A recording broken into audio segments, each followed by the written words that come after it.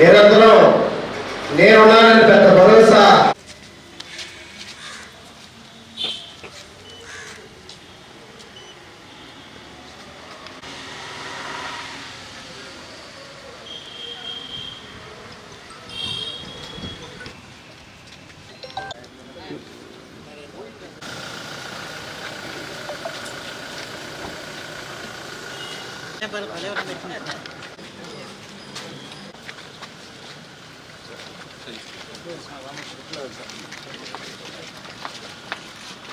అలాగే అవనగడ్డ శాసనసభ్యులు తెలుగు జాతి తెలుగు భాషని ఉనికి తీసుకొచ్చి ప్రపంచ స్థాయి ఉనికి తీసుకున్న మహనీయుడు మండల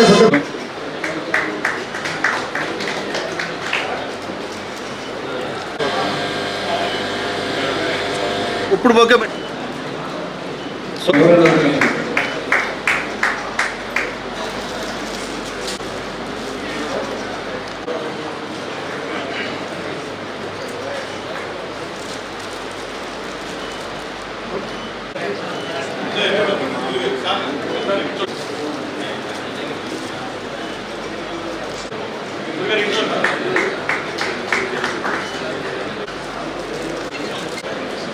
నిల్చోండి.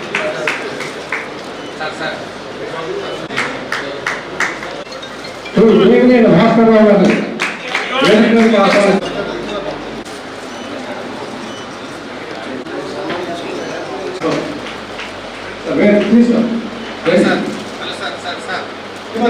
ప్రెసిడెంట్ అన్నారు, అధ్యక్షుడు గారు ఇప్పుడు ప్రధానం చేశారు. ఆ రోజుల్లో పీపీగా ప్రాక్టీస్ చేసి తదనంతర కాలంలో 1917లో ప్రారంభోత్సవానికి ఒక రకంగా తీసుకొచ్చారంటే ఆయన రాజకీయ రంగ ప్రవేశం చేసి పడియాడి చంటి గారు దాని వారసత్వాన్ని గుర్తుపుచ్చుకొని వీరి ఏలూరు స్కూల్లో ప్రాక్టీస్ చేసి తర్వాత ఎమ్మెల్యేలుగా వారి గెలుపు పాట వేశారు.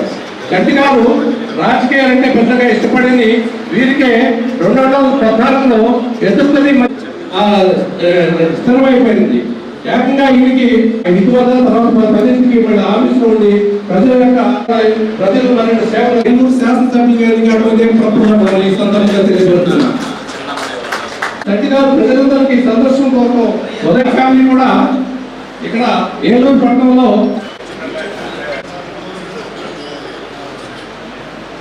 ప్లీజ్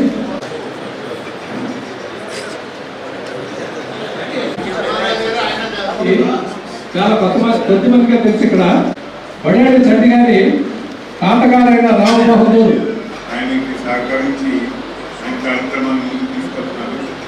ఈరోజు ఈ కార్యక్రమానికి హాజరైన పెద్దలందరికీ నమస్కారం. తక్కువ మంది తెలుసు, రామారావు గారు అన్ని చెప్పగలరు కానీ ఈయన 1970లో ఈయన డిఈగా చేస్తుండగా ఇరిగేషన్ డిపార్ట్మెంట్ లో చేస్తుంటే ఆ స్వగ్రామానికి నీళ్లు రాకపోతే పోలాస్ కెనాల్ని వాళ్ళ ఊరు దాకా తీసుకురావడానికి ఎనలేని కృషి చేసి చివరికి అది సాధించగలిగారు. ఆ గ్రామానికి నీళ్ళు వచ్చిందంటే ఇవాళ విశ్వనాథరావు గారి దయాన్ని నేను ఈ సందర్భంగా చెప్తున్నాను. అన్నగారు నాకు వరుసగా అన్నయ్య అయ్యేటువంటి చంద్ర విష్ణువర్ధన్ గారు ఇన్ని కార్యక్రమాలు చేశారనేది ఈ రోజు ఇక్కడికి వచ్చిన తర్వాతే కదా నాకు పెట్టి అక్కడ ఆ గ్రామంలో ఉన్నటువంటి వారిని అందరినీ పిల్లలు ఆయన మరి ఆయనకి చెప్పుకునే స్వభావం లేదు, చేసే స్వభావం తప్ప. మరి ఈ రోజు మరి ఇక్కడ ఉన్నటువంటి మరి పెద్దలందరూ కూడా మరి ఆయన చేసేటువంటి కార్యక్రమాన్ని మనం కూడా బాధ్యత తీసుకుని వాటికి పేద ప్రజలకు అందే విధానంలో మనం కూడా వారికి సహకరించాలని చాలా మంది మరి రిటైర్ అయిపోయిన తర్వాత మన భవిష్యత్తు ఏంటి, మన కుటుంబం భవిష్యత్తు ఏంటి అనేది ఆలోచన చేసే విధానంలో ఈరోజు నడుస్తున్నటువంటి తరుణంలో మరి ఆయన రిటైర్ అయ్యి దగ్గర 15-20 సంవత్సరాలు పూర్తవుతున్నా కూడా ఆయనకు వచ్చేటువంటి ఆ ఇన్కమ్ని మన కుటుంబమే కాదు ఇక్కడ ఉన్నటువంటి ప్రజలందరూ కూడా మన కుటుంబమే అనుకుని ఆయన చేస్తున్నటువంటి సేవలను నేను మరి ఆయనకి పాదాభివందనం చేసుకుంటూ కృతజ్ఞతలు తెలియజేసుకుంటున్నాను. మాట్లాడాలి, ఆయన వద్దంటాడు, నన్ను మాట్లాడొద్దు, నా గురించి ఏం చెప్పొద్దు అంటాడు. చాలా విశిష్టమైన రోజు ఉంది, అది కూడా ఒప్పుకోవడం. ఆయన కూడా మరి with the permission of Srinivas మాట్లాడాలనుకుంటున్నాను. చంద్ర విష్ణువర్ధన్ రావు గారు స్వతహాగా వాళ్ళ తల్లిదండ్రులది అవినిగడ్డ తాలూకా.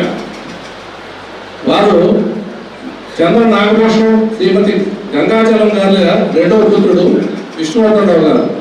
వీరు తాత ముత్తాతల్ని దివి ఆ యొక్క ప్రారంభోత్సవానికి మానవతావాది ఈ కార్యక్రమానికి ముఖ్య కార్యక్రమం విష్ణువర్ధన్ గారికి మనస్ఫూర్తిగా అభినందనలు, ధన్యవాదాలు తెలియజేస్తాను.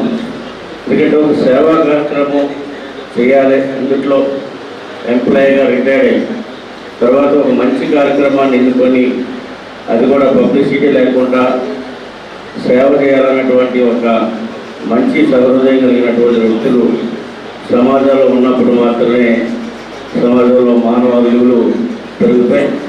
మరి ఈ రోజున విద్యార్థులు ఏదైతే మానవ వనరులు ఏదైతే ఉన్నాయో విద్యారంగంలో రాణించడానికి వాళ్ళకి ఆర్థిక అసమానతలు అడ్డు రాకుండా ఉండటం కోసం వారిని మరి వాళ్ళు చదువుకున్నటువంటి స్కూల్ కానీ కాలేజీ కానీ వెళ్ళడానికి వారికి సైకిల్ ఇవ్వడం అనేది ఒక మంచి కార్యక్రమం. గొప్ప పనులు చేసేటువంటి గొప్ప వ్యక్తుల గురించి కొన్ని సంఘటనలు మనం మర్చిపోలేదు. ఒక సంఘటన నా సర్వీస్లో నేను చూసినటువంటి ఒక సంఘటన 32 సంవత్సరాల కిందట, 33 సంవత్సరాల కిందట గన్నవరం ఎయిర్పోర్ట్లో, నేను గన్నవరం ఎస్ఐగా ఉన్నాను, ఎయిర్పోర్ట్లో డ్యూటీ. పివి నరసింహారావు గారు prime minister of India, P V Narasimharao గారు గన్నవరం ఎయిర్పోర్ట్లోకి వచ్చారు. ఆయన వెళ్ళిపోతున్నప్పుడు కృష్ణా జిల్లాలో మన రాష్ట్రంలో ఉన్నటువంటి పెద్ద వాళ్ళందరినీ ఆయన కలవడానికి వచ్చిన వాళ్ళని ఒక 20 మందిని లిస్ట్ అవుట్ చేసి నిలబెట్టారు. ఒక పెద్ద ఆయన నా పేరు. పివి నరసింహారావు గారు విమానం ఎక్కే ముందు ఫస్ట్ అలా చూశాడు. ఆయన అంత దూరంలో 15 మీటర్ల దూరంలో ఉన్నారు ఆయన. మేము అప్పుడు వేస్తే నేను కూడా అదే ప్రహారంలో ఉన్నాం. కృష్ణారావు అన్నాడు అలాగే చెల్లిలాగా మండల వెంకట కృష్ణారావు గారు. నేను అప్పుడే చూశాను. అప్పుడు ఈ సెక్యూరిటీ వాళ్ళు పరుగు వెళ్ళి ఆయన తీసుకొచ్చారు 20 మంది. అది బాగా గుర్తుండిపోయినటువంటి సంఘటన. అంటే ఒక గొప్ప పనులు చేసేటువంటి ఒక గొప్ప వ్యక్తులకి జరిగేటువంటి గౌరవం మనం చూసినప్పుడు ఆనందం వేస్తుంది, దాన్ని మర్చిపోలేదు చెప్పేవారండి. ఏ సమాజంలో అయితే ధనవంతులందరూ ధర్మంతులు అవుతారు, అక్కడ పేదరికం ఉద్యోగం కానీ ఎటువంటి ఇబ్బందులు ఉండవని చెప్పేస్తున్నారు వారు. మన సూచంద్ర గారు చెప్పినట్లు ధనవంతులు వేరే, సంపన్నులు వేరే, ఈశ్వరంతులు వేరే. ధనవంతులని ధనవంతులు అంటాం, ధనం ప్లస్ ఆరోగ్యం ఉన్న వాళ్ళని సంపన్నులు అంటాం. ధనం, ఆరోగ్యము ఇవన్నీ ఉండి సమాజంలో నా కుటుంబం ఎలా ఉండదు. పూర్ణచంద్ర గారు ఇంతకుముందు నాకు పరిచయం లేదు, యాక్చువల్లీ ఇప్పుడే చూస్తున్నాను. పూర్ణచంద్ర గారిని మనందరూ ఒక ఆదర్శంగా తీసుకోవాలని, అలాగే ఆయన చేసే సేవా కార్యక్రమంలో మనం భాగం పంచుకోవాలని కోరుకుంటున్నాను. ఈ అవకాశం ఇచ్చిన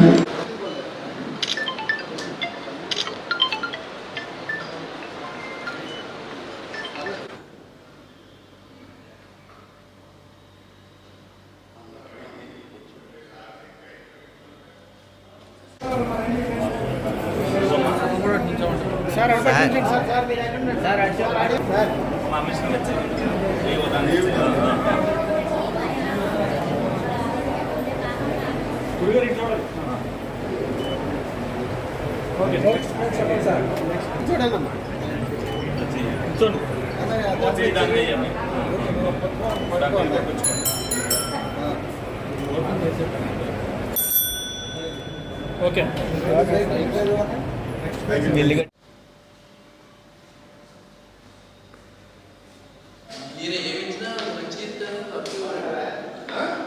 డిగ్రీ కాలేజీ 3 లక్షల రూపాయలు పెంచి ఇచ్చిన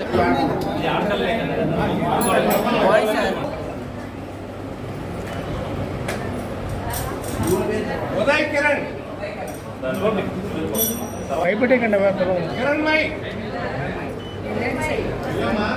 ఓకే సార్. ఉదయకుడు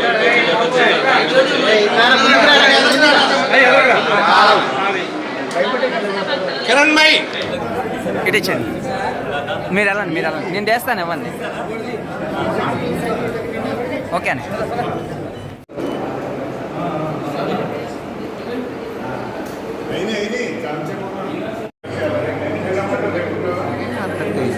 క్లోజ్కి వెళ్ళచ్చు కదా. చూపించిన క్లోజ్కి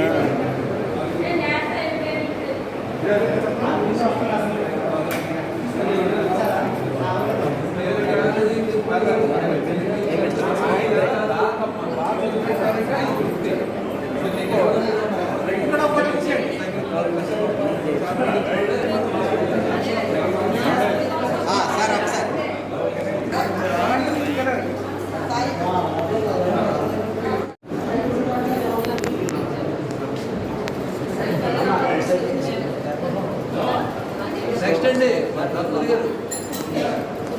అభిలాష్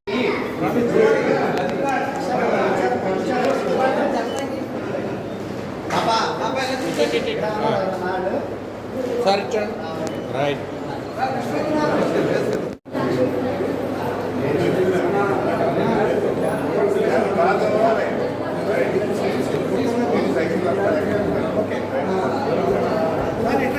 ప్రార్థన చేసే పెదవుల కంటే సాయం చేసే చేతులు మిన్న అని చెప్పంటారు. శ్రీ చందన విష్ణువర్ధనరావు గారు ఇరిగేషన్ శాఖలో విశ్రాంత ఉద్యోగి.